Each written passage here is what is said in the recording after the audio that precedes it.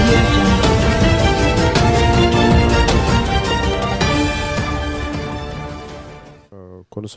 కొనసాగింపుగా ఈరోజు రామకృష్ణ గారిని కలవడం జరిగింది. దానికి సంబంధించిన సబ్ కమిటీలు రిపోర్ట్స్ ఇవన్నీ అది కూడా మాట్లాడుకున్నాం. ఇందాక మేము మాట్లాడుకున్నప్పుడు ఇప్పుడు మా దృష్టికి వచ్చింది, ఇందాక మహా టీవీ దీని ప్రత్యేక హోదా మీద డిబేట్స్ అన్ని జరుగుతున్నప్పుడు వాళ్ళ మీద దాడి చేశారు నిన్న రాత్రి అని చెప్పారు. అలాగే మొన్న ఇంకొక టీవీలో జరుగుతున్నప్పుడు ఇంకొకరి మీద కూడా దాడి జరిగిందని చెప్పారు.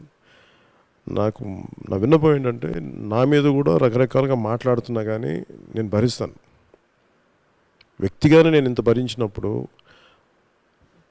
ఒక పార్లమెంట్లో పాస్ చేసిన బిల్లు మీద ప్రజలకి సమాచారం తెలుసుకునే హక్కు ఉంది. దాని మీద వాళ్ళ నిరసనను కానీ వాళ్ళ అభిప్రాయాలను కానీ తెలియజేసే హక్కు అది ప్రజాస్వామ్యంలో కల్పించబడింది. ఇది నియంతృత్వం కాదు.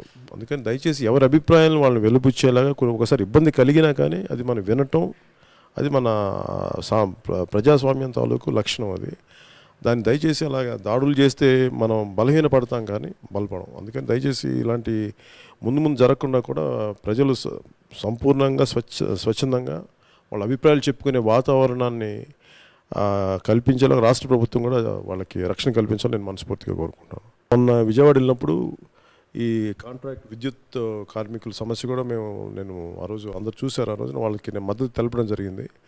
వాళ్ళందరూ రకరకాల పరిస్థితుల్లో చాలా యాక్సిడెంట్లు గురయ్యి మాకు చాలా ఇబ్బందికరమైన పరిస్థితుల్లో ఉన్నాం. మాకు అంటే వాళ్ళకి తెలంగాణ ప్రభుత్వం తెలంగాణలో చేసింది, అలాగే మాకు అదే రూల్స్ మాకు అప్లై చేయమని అడుగుతూ ఉన్నారు. ఆల్రెడీ సర్ప్లస్ పవర్ ఉంది. వీటన్నిటినీ అలా సర్ప్లస్ పవర్ ఉన్న మన రాష్ట్రంలో దానికి సంబంధించిన కాంట్రాక్ట్ విద్యుత్ కార్మికులు కూడా అండగా నిలబడాల్సిన అవసరం రాష్ట్ర ప్రభుత్వానికి ఉంది. ముఖ్యమంత్రి గారిని కూడా దీని మీద చర్యలు తీసుకోవాల్సిందిగా కోరుకుంటున్నాం. అలాగే అగ్రిగోల్డ్ కార్మికులు కూడా ఇంకా న్యాయం జరగలేదు, బాధల్లో ఉన్నారు. మీరు వారి అండగా కూడా నిలబడాలని మేము మనస్ఫూర్తి కోరుకుంటున్నాం. అలాగే రేపొద్దున మార్చి 1వ తారీఖు జరిగే ఈ ఆల్ పార్టీ మనకి ప్రత్యేక హోదాకు సంబంధించి అందరికీ నన్ను ఆహ్వానించారు, రమ్మని చెప్పినాను కూడా. కాదు నాకు ఒక 2 రోజులు చెప్తాను, ఎందుకంటే ఆల్రెడీ నాకు ముందుగా ఈ ప్రోగ్రామ్ తెలియలేదు కాబట్టి నేను వేరే కొంచెం పెద్ద స్థాయి మీటింగ్స్ ఏవి ఉన్నాయి, వాళ్ళందరినీ ఒకసారి ఒప్పించి నేను దానికి వచ్చే ప్రయత్నం అయితే నేను చేస్తాను. ఒక 1-2 రోజులు తెలియజేస్తాను. ఏంటండి వీడియో నచ్చిందా? అయితే ఓ లైక్ వేసుకోండి, లేదంటే ఓ కామెంట్ చేయండి.